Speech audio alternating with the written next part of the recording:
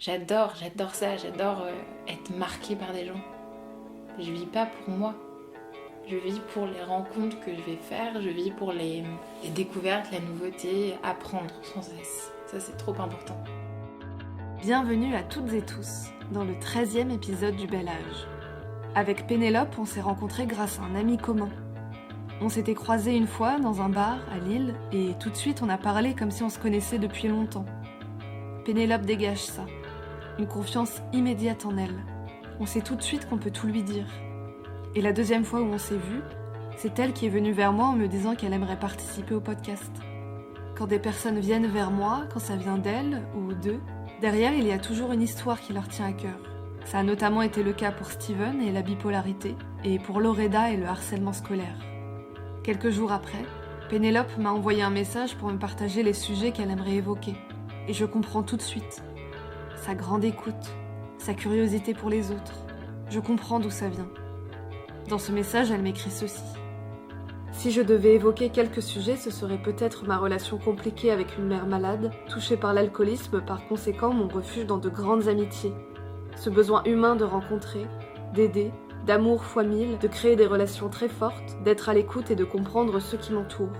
Et même un instinct maternel déjà présent, donner ce que je n'ai jamais reçu. Je suis tout de suite touchée et on enregistre quelques semaines plus tard, chez moi. Ce soir-là, en mars dernier, on parle pendant 5 heures sans s'arrêter. On a parlé de nos vies, de nos amours, de nos douleurs, de nos joies. Et c'est quelque chose dont je me rappellerai longtemps. Parce que parler de tout avec autant de liberté à quelqu'un que finalement je connaissais assez peu est une chance. Si cet épisode vous plaît, n'hésitez pas à en parler autour de vous et à le partager sur les réseaux sociaux. Bonne écoute. Donc ouais, je disais, enfance très heureuse. J'étais un enfant super désiré. Ma mère a avorté, je crois, 3 fois avant moi parce qu'elle était trop jeune à chaque fois, ou en tout cas que c'était pas le bon moment d'avoir un enfant. Jusqu'au 4 juillet 99. Ouais. Je suis née et donc voilà, j'étais vraiment une fille unique. Enfance heureuse, bon voilà, mes parents fonctionnaient d'une façon un peu particulière. Ils avaient une vie de couple où mon père est très indépendant et au mariage où ils étaient ensemble depuis 17 ans. Enfin voilà, c'est un peu vieux jeu, vieille école, mais en tout cas voilà, ma mère avait ce besoin d'avoir un enfant et elle était très heureuse de m'avoir. Et donc à mes 4 ans, j'ai très peu de souvenirs. J'ai un souvenir très rigolo, c'est de voir ma mère pleurer et de lui proposer un verre d'eau parce que je sais que ça va pas et que je viens juste de la voir balancer un sac par la fenêtre. Voilà, je n'ai pas vu mon père, je ne sais absolument rien, juste je sais que ça va pas. Mon divorce qui se passe plutôt bien. Mon père et ma belle-mère aujourd'hui hyper investis dans le sens où ils voulaient créer une vie de famille après cette séparation. Je vis très bien ces allers-retours à 1 heure de route entre ma mère et mon père. Et jusqu'à mes 10 ans où je vois le comportement de ma mère changer. Je le sens en tant qu'enfant, personne ne me dit rien. Donc mon beau-père de l'époque, avec qui j'étais vraiment très proche parce que c'était une relation, il était avec ma maman s'est vite remis avec quelqu'un, donc ça devait faire 5-6 ans qu'ils étaient ensemble, tu vois. Et ils ne m'en parlent pas encore, jusqu'à ce qu'ils m'en parlent. Et ils me disent clairement, avec des mots d'adulte, je me souviens qu'il était pas du tout...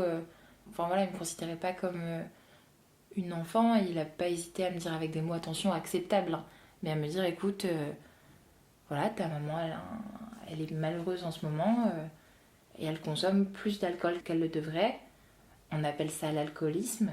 On va essayer à ce qu'elle se soigne. Elle va partir pendant les vacances pour un séjour à l'hôpital où elle va être entourée de médecins et elle va guérir. Elle va guérir. Ma mère part, je le vis plutôt bien, enfin j'ai pas de souvenirs particuliers et on en parlait tout à l'heure, j'ai aussi mon cerveau a effacé beaucoup de souvenirs de ces périodes compliquées pour me protéger, je pense, sincèrement. J'essaye beaucoup avec la méditation d'essayer de me rappeler de ces souvenirs-là. Il y en a beaucoup qui reviennent, mais il y en a beaucoup qui reviennent pas du tout. Mais je pense que s'ils reviennent pas, c'est qu'il y a une raison, donc c'est pas très grave. Commence une période où je prends conscience des soucis de ma mère. J'espère qu'elle va se soigner. Bon, elle fait un premier séjour à l'hôpital à côté de chez moi. Bon, apparemment, ça fonctionne pas parce que les médecins sont pas assez compétents. Elle change d'hôpital pour aller vers un CHU. Au CHU, ça marche pas parce que elle était pas assez encadrée. Elle repart à un autre fût encore plus loin, où là je sais plus c'est quelle excuse, mais bon enfin bref, je comprends rapidement que c'est plus compliqué que prévu et que maman en fait elle guérit pas quoi. J'espère en fait un miracle en fait en tant que gamine. Je veux retrouver ma maman, j'ai ce désir de... Je vois la différence, elle est plus pareille, elle est plus aussi attentive. Après attention, c'est un alcoolisme où c'était pas encore aussi accru dans le sens où elle avait des périodes super, où elle redevenait en fait ma maman de l'époque, et des périodes down de ouf, où je savais qu'elle restait couchée dans le noir, et quand elle reste couchée dans le noir, c'est que je savais que ça allait pas du tout. Et malheureusement, mon beau-père n'a pas supporté, ce que je comprends tellement. À l'époque, j'en ai énormément voulu. Ils se sont séparés, évidemment. Parce que autant dire qu'avoir une femme touchée par l'alcoolisme, c'est beaucoup plus rare que les hommes. Je crois, en France, il doit y avoir, selon les chiffres officiels, il doit y avoir, par exemple, 1,5 million de femmes et hommes touchés par l'alcoolisme. Et tu dois avoir que 10% de femmes là-dedans. Donc, et puis en plus, c'est sale, quoi. Une femme qui boit, c'est... L'image aujourd'hui dans la société, c'est quelqu'un... c'est encore pire en fait qu'un homme. C'est moins courant, c'est même quand tu vois un homme bourré, c'est bon. Voilà, ça lui arrive de temps en temps, qu'une femme, c'est cata.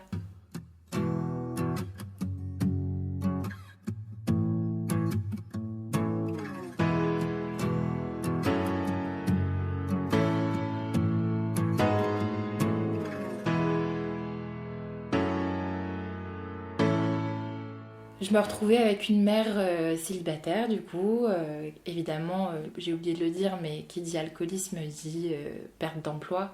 Donc perte d'emploi, donc cercle complètement vicieux où t'as plus de raison de te lever le matin, donc tu restes encore plus couché, tu bois encore plus et je me retrouve dans un appartement, enfin dans une petite maison avec elle. Elle a toujours ma garde, je suis en 6e et je me retrouve en fait à gérer ma mère. Donc c'est là où le fait de me retrouver seule avec elle, même si mon beau-père essayait d'être présent, il ne nous a pas abandonnés du jour au lendemain, entre guillemets, je le cachais évidemment à tout mon entourage. Quand on est enfant d'alcoolique, on a honte déjà d'être dans la situation, on culpabilise, on est dans l'isolement, on s'isole à fond parce qu'on veut cacher absolument qu'un copain vienne chez toi, c'est impossible. Que toi t'ailles chez un copain, c'est impossible parce que t'as trop peur que ta mère tombe mal parce qu'elle est trop bourrée et qu'elle se fracasse la nuque et qu'elle décède sans que tu sois là. Le rôle bascule complètement, tu deviens le propre parent et un peu le surveillant nécessaire, voilà, pour qu'il se passe pas le mauvais truc. À 11 ans, t'es propulsé là-dedans et c'est panique, et donc autant dire que mes notes dégringolent alors que j'étais excellente à l'école et j'ai toujours, comme je te disais tout à l'heure, j'ai eu des super facilités, j'adorais l'école, etc. Évidemment, les professeurs alertent mon papa. Parce que, gros souci, ma mère alcoolisée essaye Elle tente de venir me chercher à l'école, je rentre dans la voiture et ça se passe très mal. Évidemment, je me retrouve à tenir le volant. Enfin, des choses, des trucs mais complètement dramatiques qu'évidemment, à un moment, les gens voient, c'est pas possible de tout cacher. En fait, je manipulais mon propre père, c'est ça qu'il faut se dire, c'est que mon père venait tous les mercredis, un week-end sur deux, me chercher à l'appartement de ma mère, et que j'avais des stratagèmes énormes pour lui dire, parce que quand même, des parents divorcés, généralement, tu présentes ta fille de 11 ans à ton ex pour lui dire, bon tiens, voilà ses affaires pour le week-end. Moi j'inventais des stratagèmes énormes. Bon, non, elle est pas là, elle a dû partir faire des courses, ou oh non, elle est en train de se reposer, elle te dit bonjour. En fait, tu t'es propulsé dans un monde complètement à part. Et donc bref, mon père l'apprend. Pour le moment, il est dans la protection de son enfant, et c'est hallucinant pour lui de voir que j'ai été laissée dans une situation pareille, quoi. C'est des souvenirs que j'ai réussi à récupérer, mais que je cachais les bouteilles dans mes vêtements, parce que évidemment elle avait des cachets pour arrêter l'alcool, mais vu qu'elle buvait de l'alcool, les cachets empiraient encore plus son état. C'était caché que tu fais absolument pas que tu mixes. Et évidemment elle faisait tout, donc je cachais, je cachais dans les gouttières du balcon. C'est hallucinant, c'est impressionnant. Donc mon père découvre ça, rage noire, s'ensuit, et heureusement, aujourd'hui je le remercie, j'ai été retirée de ce truc, où il a demandé ma garde. Quand il a découvert, j'étais absolument pas soulagée. Moi, je m'en voulais à un point où, en fait, j'avais ce truc où j'étais en mode, mais j'abandonne ma mère. Et que moi, Il y avait que moi en fait qui pouvait la sauver. C'était moi la sauveuse là-dedans. C'était moi qui arrivais à la limiter d'un verre de plus tel soir. C'était moi qui arrivais à aller la coucher. C'était moi qui arrivait à la faire manger. Parce que c'est vrai que l'alcoolisme, c'est important aussi de le définir, mais il y a plein de gens qui ne savent pas. Mais on dit que quelqu'un est alcoolique quand le besoin d'alcool est plus fort que tout et qu'il faut absolument que tu boives pour te sentir bien. Il y a plein de gens pour rire qui disent oui, bah moi je suis alcoolique parce que je bois un verre tous les jours. Non en fait, l'alcoolisme c'est quoi? C'est que quand l'envie, elle est insoutenable, vraiment. Donc voilà, donc je me retrouve chez mon père, évidemment ça dit changement de collège, donc plus d'amis. Alors que tu te construis, franchement j'avais des potes cool, enfin, j'étais très contente, très bien. Je me retrouve à Saint-Valery-en-Caux, là où j'ai déménagé, et je me retrouve complètement isolée de ma mère et privée de ma mère parce que pour le coup, mon père se dit d'une envie plus bienveillante, mais il se dit si je retire ma fille que ma ex-femme aime tant, elle va avoir un déclic, elle va avoir quelque chose. Et moi aussi je l'ai en fait. Et en fait pas du tout.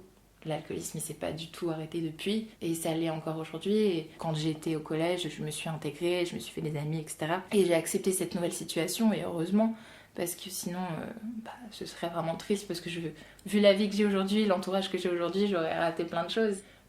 J'ai été dans une deuxième phase où après avoir culpabilisé de cet abandon alors que ça ne l'était pas du tout parce que c'était pas mon rôle, la deuxième étape qui a duré très longtemps, mais longtemps au point où je lui ai pas parlé pendant 4 ans et demi. Donc 4 ans et demi de couper tout contact. Ça c'était un petit peu plus vieux, mais donc au début, donc je reviens, je la vois de temps en temps quand elle est bien. On peut prévoir des choses, etc. Mais à chaque fois mon père me dépose, il me laisse 1 heure avec elle maximum. Surtout pas dans un endroit clos où elle peut boire, etc. Dans un endroit public. J'ai pas le droit de la voir ailleurs. Donc c'est très particulier et c'est que des ups et des downs. C'est les montagnes russes, l'alcoolisme. T'as tellement d'espoir quand tu retrouves la personne sobre qui était la personne d'avant que t'aimes tant et voilà, celle que tu connais le plus profondément, et tu vas la voir ivre morte. Parfois assez ivre pour être en colère et pour être la personne la plus odieuse avec toi qui va te cracher des méchancetés parce que ouais, l'alcoolisme ça te fait devenir méchant, mais enfin en tout cas moi ceux que je connais, la méchanceté elle est affreuse. En fait j'arrive pas à savoir si encore maintenant je me pose la question si c'est en elle, si elle a vraiment un truc où elle a une méchanceté qui fait qu'elle est révélée avec l'alcool ou c'est l'alcool qui rend comme ça, je sais pas. Donc voilà, je suis face un peu à un être complètement bipolaire par la consommation de la drogue qu'est l'alcool et c'est super compliqué.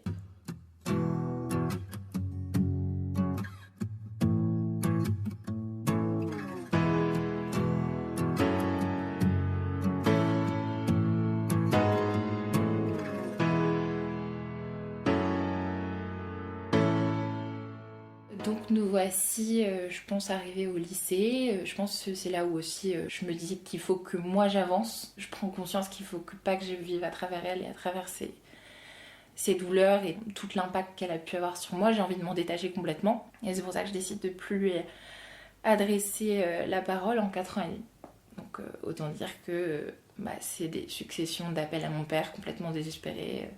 Pourquoi elle veut pas me parler j'ai besoin d'elle, je reçois plein de textos, évidemment des pavés énormes, en mode t'es ma fille, tu le seras toujours, et c'est le truc de tu peux pas couper contact, et donc c'est super compliqué. Je pense les épreuves de la vie comme la mort, où j'ai été confrontée à la mort de ma grand-mère maternelle, ce rôle de mère que j'avais plus avec ma mère, je l'ai pris sur ma grand-mère, et ma grand-mère que j'aimais que j'aime plus que tout le monde qui est décédée. La mort de ma grand-mère m'a fait penser à la mort possible de ma mère. En fait, j'étais tellement en colère, tellement... je lui en voulais, etc. Et c'était la première fois que je me suis dit, mais en fait, elle peut mourir demain et je lui parle plus. Je lui parle plus, elle meurt toute seule parce qu'elle a plus personne. Parce qu'évidemment, qui dit alcoolisme, isolement avec, ok, ta propre fille, mais évidemment, isolement amoureux, isolement avec ta propre famille. En plus, famille pas forcément très unie, donc très très seule. J'ai ce cheminement qui est fait, je suis en Erasmus en Irlande, je peux pas rentrer, j'ai trop peur, en vrai c'est ça, j'ai trop peur de rentrer à l'enterrement de ma grand-mère maternelle parce que J'ai trop peur de voir ma propre mère qui fait un scandale. J'ai trop peur de voir gérer à nouveau ma mère alors que ça fait des années que je ne l'ai pas vue. Donc je ne vais même pas au propre enterrement de ma grand-mère. C'est quelque chose je m'en foutrais toujours. Je pense qu'il y a des moments T où il faut s'écouter et je pense que mon corps aurait parlé et que c'est ce que je me dis. Si j'y avais été, j'aurais été, je pense, en crise d'angoisse constante et j'aurais peut-être même fait une crise de panique. Donc c'est la vie, c'est comme ça. Et donc il y a quelques temps, mon autre grand-mère, ma grand-mère paternelle décède malheureusement. Et je me retrouve face à un papa, un super papa. Hein. Depuis toujours, j'ai eu un père hyper aimant, hyper présent, qui m'a sauvée avec ma belle-mère que j'aime aussi, qui a un peu le mauvais rôle. Tu sais, la belle-mère qui est très mal représentée, etc. Alors que pas du tout, c'est mon parent aujourd'hui, tu vois. Ils m'ont donné une super enfance. Et je me retrouve face à un père qui a toujours été protecteur, toujours dans l'action, toujours à me pousser, etc. Et là, avec la mort de son père un petit peu avant et de sa mère, je me retrouve face à un papa aujourd'hui qui est beaucoup plus sensible. Voilà, il m'a énormément fait rendre compte de l'importance de l'enfant dans la vie d'un parent, en fait. De la naissance à la mort. Et voilà, et je dis pas que le pardon, il est nécessaire pour tout le monde, mais moi, j'ai eu ce déclic où je me suis dit, en fait, j'ai pas du tout envie qu'elle meure seule. J'ai pas du tout envie de couper les ponts. Je me trouvais trop dure. En fait, j'ai été trop dure au bon moment pour me protéger, mais je trouve que maintenant, m'ayant construit, ayant choisi ma famille, qui sont mes amis, ayant eu aussi une super famille d'adoption à travers ma belle-mère, qui elle a une super famille pour le coup, c'est l'opposé, c'est une famille hyper aimante, hyper présente, et qui m'ont complètement adoptée, donc pareil, ça m'a permis aussi d'éclore et de devenir une femme... Enfin voilà, la femme équilibrée, enfin en tout cas le plus que je suis aujourd'hui. J'ai eu un foutu déclic où je me suis dit c'est le moment, j'ai besoin de lui pardonner, j'ai besoin de reprendre contact. Et donc j'ai repris contact depuis peu. En vrai ça se compte en mois, donc c'est vraiment récent.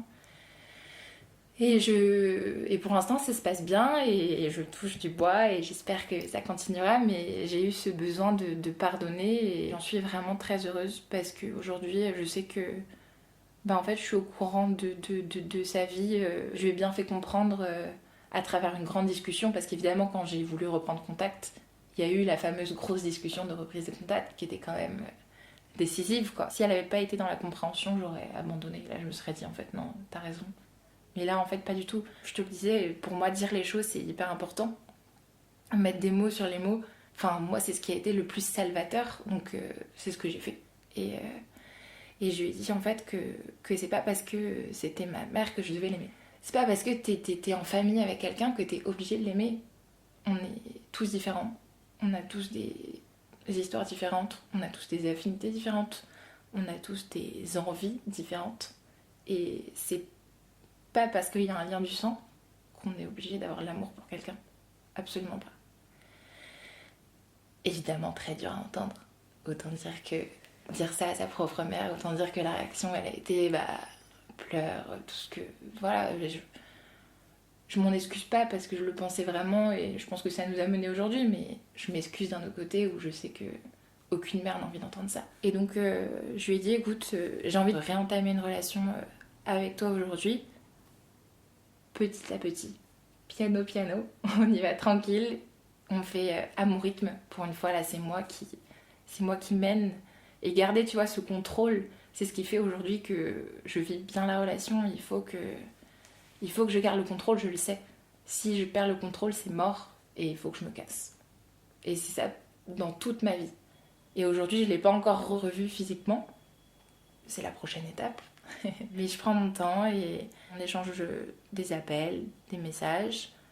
Je vois que ça la rend heureuse, donc évidemment je suis très heureuse. Et c'est là que tu vois que t'as aussi un peu des espèces de... Je sais pas comment dire, mais des comportements d'enfants-parents qui reviennent très vite. Où t'as un rapport de domination qui se remet très vite, où elle va avoir un peu des comportements parfois moralisateurs.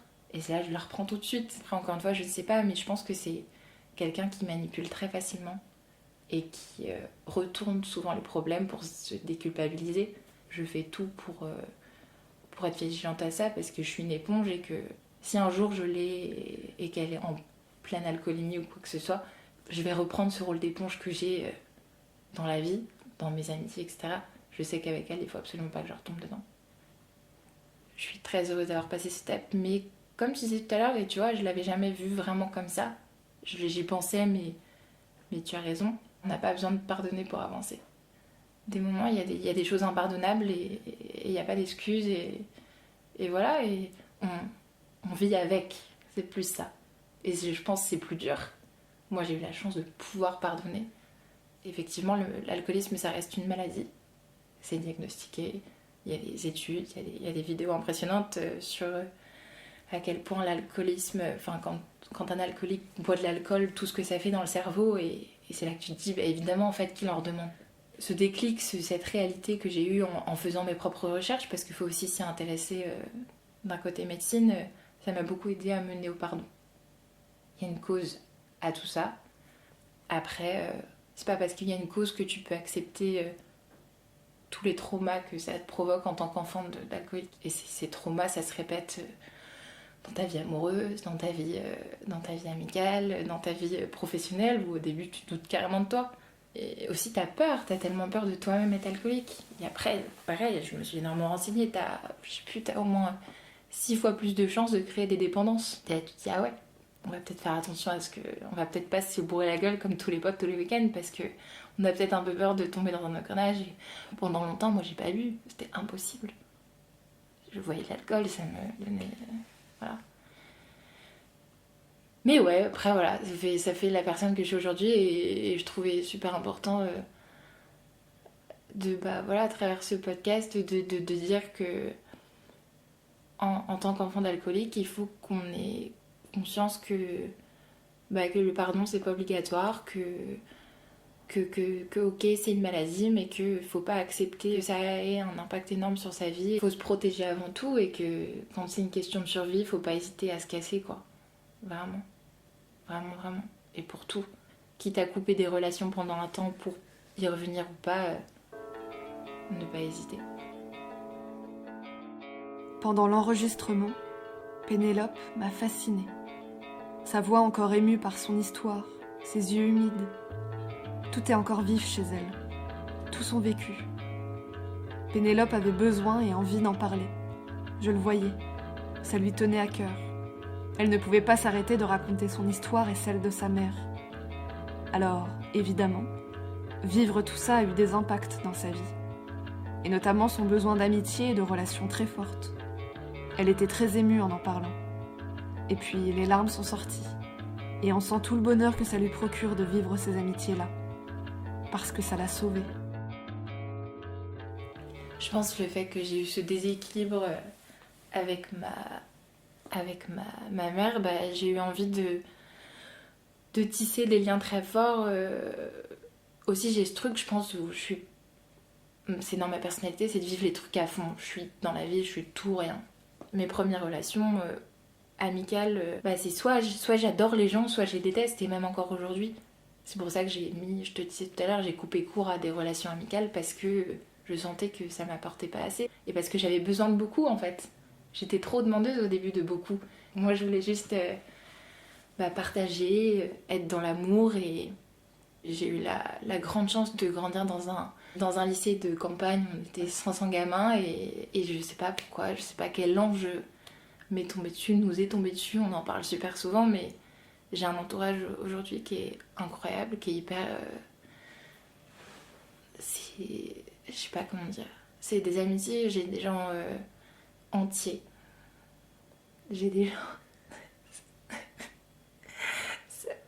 Ouh. Ouais, non, juste, j'ai des personnes...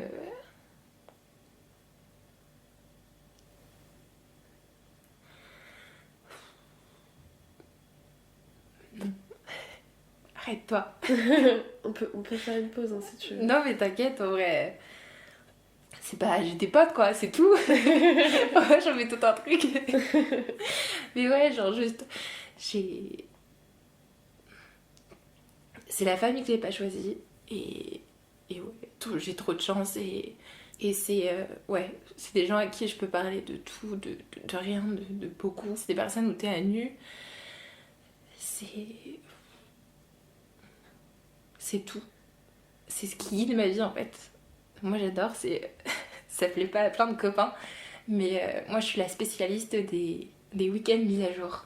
En fait, les week-ends mis à jour, c'est ce putain de moment où tu te retrouves et tu te racontes toute la vie de tout et rien et t'arrives toujours aux sujets les plus profonds qui te travaillent en ce moment, tu vois. Et c'est trop beau, c'est trop... Enfin... Ouais. T'es sans filtre avec eux, pour moi, c'est des compagnons de vie, tu vois. Et au-delà de ça, c'est une thérapie quotidienne. Ils n'hésitent pas à te dire quand tu merdes. Ils n'hésitent pas à te porter vers le haut. Ils n'hésitent pas à te... En fait, je sais pas si c'est mon histoire qui fait que j'ai des amitiés aussi intenses. Peut-être, on en parlait parce que je donne beaucoup et que j'attends beaucoup et que, en ayant choisi mes amis, à chaque fois, j'ai ça. Et c'est pour ça que je suis aussi comblée d'amour et que c'est trop génial. Ouais, en fait, j'ai pas les mots. Mais c'est fou, tu vois, c'est la première fois que je parle de mes amis en pleurant. En fait, j'ai des amis, je n'ai jamais de soucis de malentendus, de conneries, On est dans le vrai, on vit des trucs vrais ensemble, on est à fond. Et je trouve ça incroyable. Et je peux tout leur dire, tous les sujets du monde. Jamais me diront, mais pourquoi tu parles de ça? On n'a pas à parler de ça. Parce qu'il y a tellement de gens, malheureusement, qui sont comme ça, fermés d'esprit. Et... Non, j'ai des pépites autour de moi et je pense qu'on se plaît bien, quoi. Et puis Pénélope a vécu un grand amour, qui, évidemment, l'a beaucoup aidée à une période compliquée de sa vie. Mais du coup, j'ai eu un grand amour qui s'est révélé dans ma période un peu où je m'étais fermée complètement à ma mère. On s'est rencontrés au collège et ensuite on s'est mis ensemble au lycée et c'est super important dans ma construction où en fait le fait d'aimer et surtout le fait d'être aimé m'a complètement rempli des... Comment dire? Des manques en fait, tout simplement. L'amour de maternelle et j'ai eu la chance de tomber sur quelqu'un de très bien et voilà, et j'ai vécu le grand amour avec un grand A et c'était trop génial. En fait, c'était un amour confort. C'était l'amour que j'avais besoin à l'époque. Enfin, moi, quand j'aime, j'aime à la mort et j'aime sans compter et rien n'a été tout beau tout rose parce que je suis quand même restée 6 ans avec cette personne, mais ça a été 6 années où il n'y a pas une seconde où j'ai douté de l'aimer et ça, je trouve que c'est le plus beau, tu vois. Et j'ai eu beaucoup de mal à me rendre compte que j'avais besoin d'autre chose et que j'avais le droit à autre chose et qu'il était possible de vivre autre chose. Je me suis retrouvée à devoir quitter en aimant. Et lui aussi. Et ça, je le souhaite à personne. Quitter quand t'aimes pour découvrir autre chose. Parce que c'est la raison pour laquelle on est resté ensemble de nos 16 à nos 22 ans. C'est ce truc ce manque d'amour que j'ai eu dans mon enfance, en fait. Je pense vraiment que j'ai eu la chance de le retrouver dans ce premier amour qui a été porteur, salvateur, qui a été une thérapie. En fait, j'ai plein de thérapies. Mes proches sont des thérapies à eux. Ma belle-mère qui a pris la place... elle prendra jamais la place de ma mère, mais qui a pris la place d'un parent. Mon copain de l'époque qui a été super. Et aussi sa famille d'adoption, évidemment, parce que j'ai eu quand même beaucoup de chance de tomber sur une famille aussi très stable de son côté. Et aussi ce schéma familial que tu as envie de garder et de conserver. Et puis je lui ai demandé quand est-ce qu'elle avait commencé à parler de son histoire, de ce qui se passait chez elle, de sa mère mais aussi de ce qu'elle vivait, elle, intérieurement. J'ai été à fleur de peau très longtemps. Bon là tu vois, je suis étonnée actuellement de pas pleurer quand j'en parle. Je pense que c'est super récent. En fait avant, j'en parlais absolument pas. J'en parlais pas du tout. Je me voyais pas me mettre à pleurer et mettre mal à l'aise les gens parce qu'ils me voyaient pleurer. Les gens sont pas tous mal à l'aise quand ils voient les autres pleurer, mais bon, c'est pas non plus grosse ambiance quoi. Donc au début, j'en parlais pas parce que je pleurais et j'arrivais pas, c'était trop dur. Ça me rappelait trop de mauvais souvenirs et j'avais pas commencé à vraiment me soigner tout simplement. Je n'en ai pas parlé jusqu'à il y a quelques mois. Et donc ouais, j'ai commencé à en parler après avoir eu en fait cette grosse discussion avec ma mère où c'était la première fois où pareil, où moi je lui parlais, où je pleurais pas, parce que pareil avant quand je parlais à ma mère je pleurais. J'étais dans le profond espoir qu'elle aille mieux. À partir du moment où j'ai su mettre des mots sur ce que je pensais d'elle, sur ce que je pensais de notre relation, sur ce que j'avais vraiment envie, parce qu'il m'a fallu aussi du temps à savoir ce dont j'avais vraiment envie, et bah c'est là que j'ai réussi à en parler, en tout cas sans pleurer à mes proches, quand évidemment jamais j'aborde le sujet moi-même. Par contre, encore maintenant, faut que faut que j'ai quelqu'un qui soit dans la souffrance. Bah, je sais pas, il y a de ça 2 semaines, j'ai fait une soirée et j'ai rencontré quelqu'un qui m'a rapidement en fait révélé qu'elle était aussi fille d'un papa pour le coup touché par l'alcoolisme. Et là pour le coup en fait c'était la première fois que ça m'arrivait où t'as ce truc de compréhension. En fait c'était la première fois où je parlais avec quelqu'un qui était vraiment touché de près par l'alcoolisme, parce que j'avais beaucoup par-ci par-là, en fait c'est hyper courant, hein, l'alcoolisme c'est hyper présent, t'en as à plusieurs doses. Moi j'avais effectivement une mère dans l'extrême qui se mettait dans des états pitoyables, donc voilà, même s'il y a des degrés, ça fait toujours du mal et ça détruit, et il faut toujours en avoir conscience. Et en fait voilà, maintenant là je suis détachée de cette douleur parce que je suis pas totalement soignée mais beaucoup plus soignée qu'avant. C'est trop bien d'être plus détachée. Et aujourd'hui, mes potes osent, parce qu'évidemment, ils le savaient que c'était tendax quand on abordait ce sujet-là. D'ailleurs, c'est comme ça que j'ai rencontré ma meilleure pote. Je me rappelle, à un conseil de classe, c'était une période où vraiment ça allait pas du tout. Et elle me dit, ça va. Et là, je m'effondre dans un truc drama queen. Et arrivé là, c'est là où, en fait, c'est là aussi tu te dis qu'il y a des rencontres comme ça où c'est le destin, et j'arrive alors que j'arrive d'habitude à en parler à personne en pleurant, là je lui livre toute ma vie, je lui livre tout ce qui se passe, et depuis on s'est jamais quitté. Mais tu sais, ce qui est fou avec toi, c'est que quand on s'est vu la première fois, où vraiment bah t'étais, du coup il m'avait déjà parlé de toi et tout, Ouais.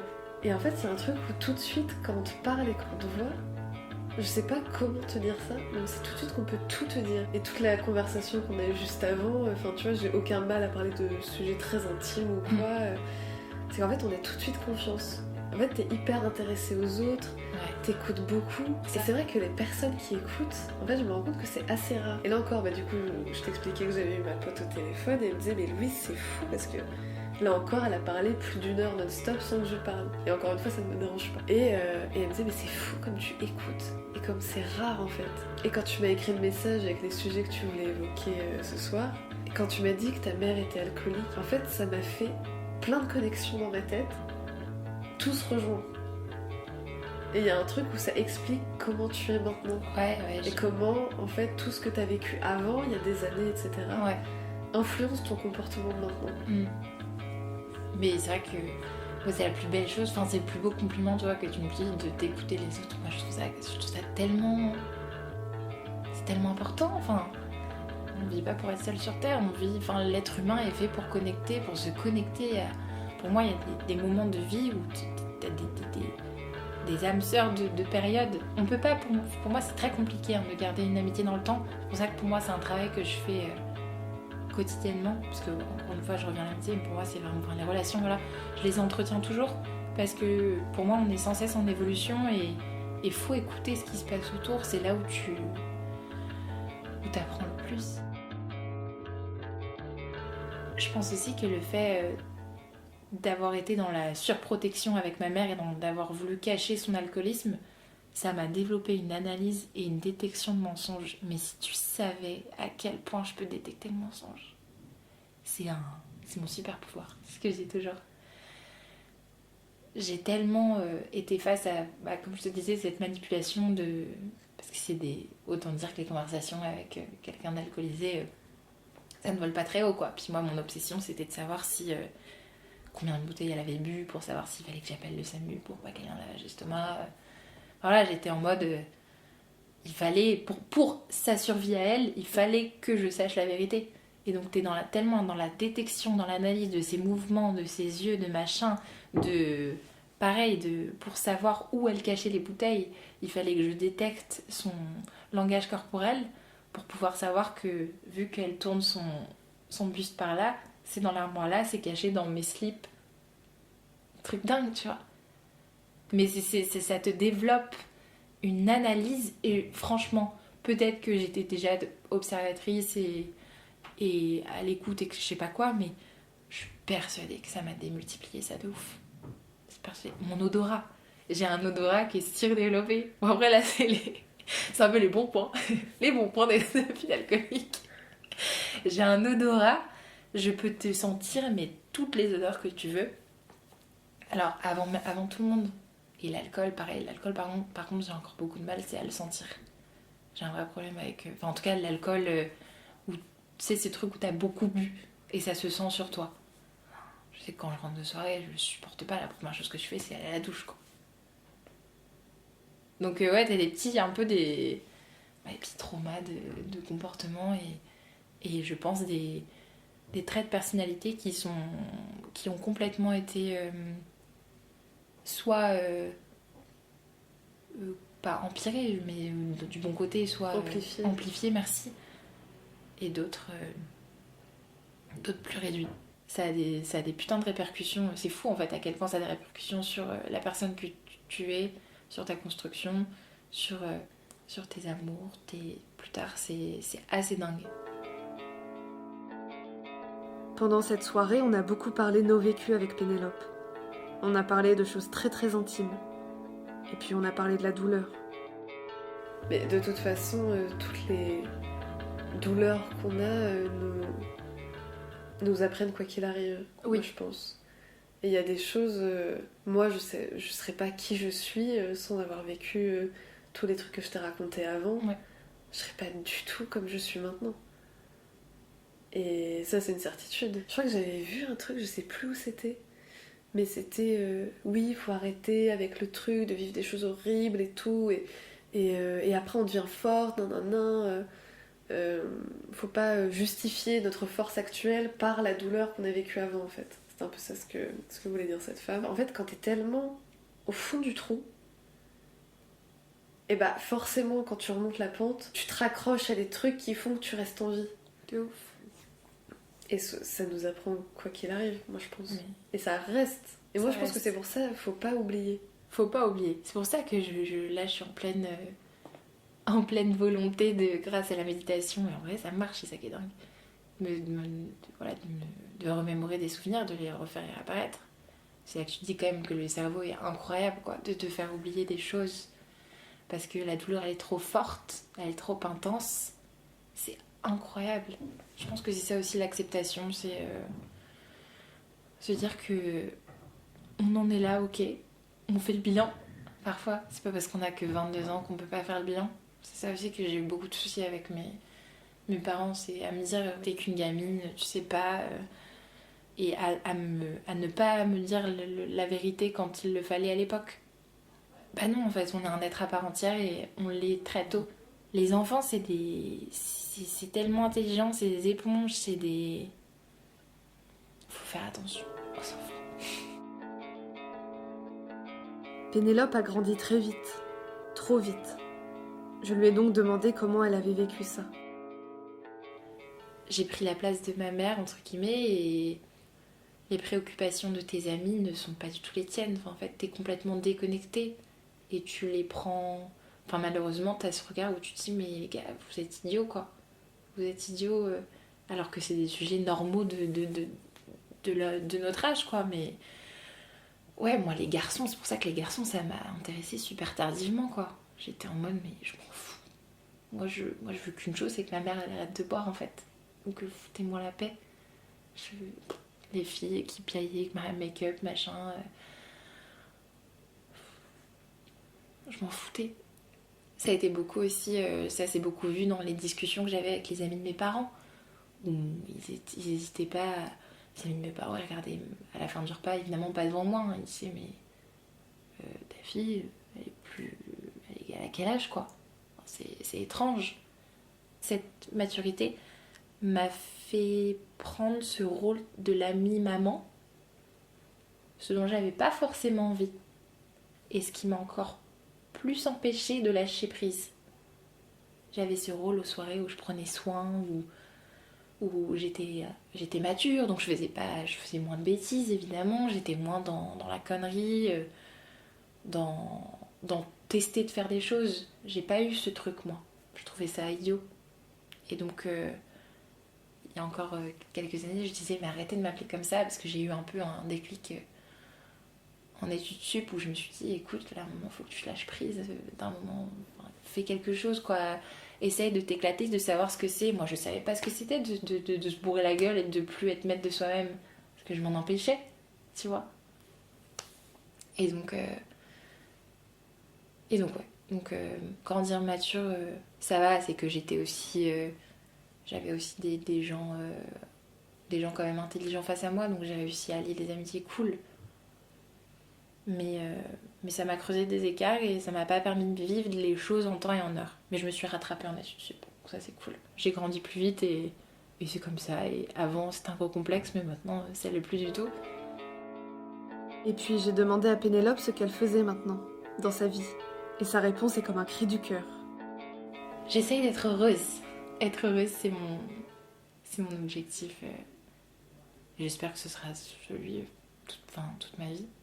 J'ai beaucoup peur de la routine, parce que je pense que la routine ça amène à des pensées négatives. Et donc dans mon quotidien, dès que je peux changer, je change. Là par exemple, je pars pendant 6 mois dans le sud pour un stage. Je pars loin de ma famille, loin de tout. Mais je sais que c'est les rencontres humaines que je vais faire là-bas qui vont me nourrir. Et donc ouais, je me nourris de mes rencontres, de mon entourage, de mes découvertes pour être heureuse. J'espère qu'à un moment je vais réussir à me stabiliser quelque part, mais ouais, je pense que j'ai une grosse peur de la routine c'est comme ça que je deviens encore plus nostalgique, parce que je suis très nostalgique comme personne, je le disais. Et ouais, broyer du noir, etc., ça me ressemble pas du tout. Il faut que je sois sans cesse dans le dynamisme, l'énergie. J'ai beaucoup de mal à me poser, à me détendre. C'est pas du tout ce qui me ressemble. Ouais, à chaque fois qu'on me demande, et maintenant ouais, c'est être heureuse et rendre heureux aussi mes proches, parce que c'est mon cercle vertueux, moi. Quand je vois mes proches que j'aime tant être heureux, c'est ce qui me remplit. De l'amour, de l'amour, de l'amour. Que de l'amour. Je veux de l'amour. Et pour terminer chaque épisode, je pose 2 questions à mon invité. La première, c'est le film, la chanson, l'artiste, la peinture, etc. qui l'a aidé à se construire. On a toutes et tous une œuvre qui nous a marqués, aidés, accompagnés. Et ma seconde question, c'est la recommandation culturelle de mon invité. Ça peut être n'importe quoi, un projet, un spectacle de danse, une pièce, un livre, un film, etc. fait par un ou une jeune ou qui traite de la jeunesse. Comme je te disais tout à l'heure, je suis beaucoup dans l'émotion, j'aime ressentir des choses. Donc j'adore ces histoires où je peux m'identifier, où les épreuves de la vie t'apprennent. Il y a le film Tout nous sourit, c'est un film en plus très récent, qui va évoquer vraiment une vie de famille assez banale. Bon, après ça part un petit peu en vaudeville, mais ça évoque vraiment le temps qui passe et la nécessité de profiter. Enfin, j'y reviens toujours, mais vraiment la vie, elle est courte. Enfin, je me rends compte à quel point la vie, elle passe vite, et il faut chérir les moments, dire les non-dits quand on le peut et quand on en a envie. Dire aux gens qu'on les aime, c'est tellement important. Je suis la personne, je crois, qui dit le plus je t'aime dans sa vie. Vraiment. Parce que c'est trop important de dire aux gens qui nous entourent, qui ont besoin aussi l'entendre, parce que encore une fois c'est donnant. Quand on aime les gens, il faut absolument le dire. Au niveau des livres, j'aime encore cette idée où ça parle de deuil, de rupture, d'amour qui s'estompe, et aussi évidemment l'amour d'une mère quand... Enfin, on y revient évidemment, quand les livres évoquent ça, je suis complètement... en fait, je fantasme. J'ai un fantasme, j'ai un vague souvenir d'un amour sain avec ma mère. Et donc j'ai ce fantasme quand je lis des histoires mère-fille qui est incroyable.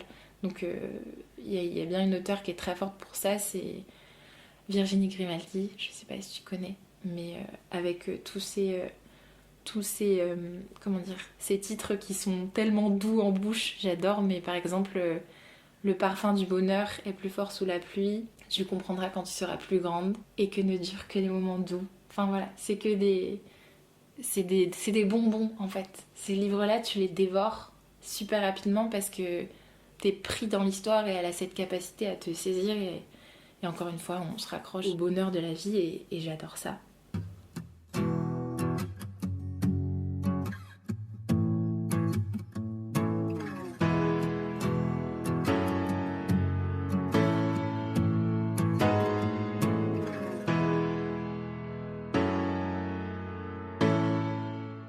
Et donc, je pense à, je t'en parlais tout à l'heure, Ben Never, qui, pour moi, met des mots sur des non-dits. C'est trop important de les aborder. Et j'adore cette vulgarisation qui fait des sujets hyper touchy de la société. Il faut être à l'écoute des autres encore, on y revient. Être à l'écoute, être ouvert d'esprit, savoir découvrir des sujets... Enfin voilà, j'aime découvrir, encore une fois, des sujets que je connais pas.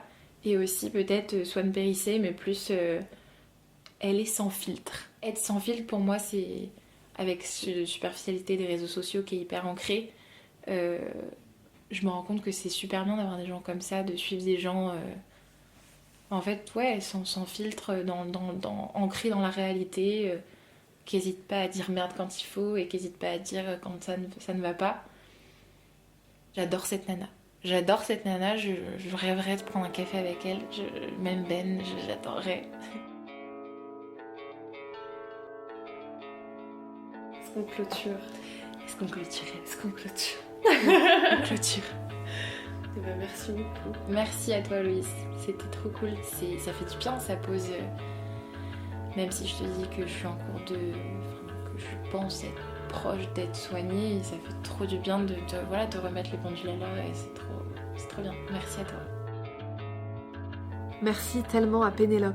Je suis très heureuse d'avoir enregistré cet épisode avec elle. Cette soirée passée ensemble m'a beaucoup marquée. Merci d'avoir écouté cet épisode. Pénélope porte un message qui me tient à cœur. Il faut écouter les enfants. Si cet épisode vous a plu ou que vous voulez me partager vos remarques, n'hésitez pas à m'envoyer un message pour me dire ce que vous en avez pensé. Vous pouvez me contacter sur Instagram, Le Bel Âge Podcast, tout attaché, belle, B-E-L, ou par mail, lebelagepodcast, tout attaché, @gmail.com. N'hésitez pas non plus à parler du podcast à vos proches et à le partager sur les réseaux sociaux. C'est comme ça que le podcast peut toucher un maximum de personnes et toucher une plus large audience. Vous pouvez aussi soutenir Le Bel Âge en lui mettant 5 étoiles sur Apple Podcast et Spotify. Ça permet d'être mieux référencé et d'avoir une meilleure visibilité.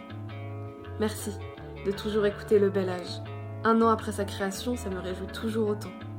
Prenez soin de vous et de vos proches. À très vite pour le prochain épisode. Je vous laisse avec un extrait du dernier titre de Julien Granel, Vers le soleil. Rien de mieux pour les beaux jours qui arrivent. À très vite.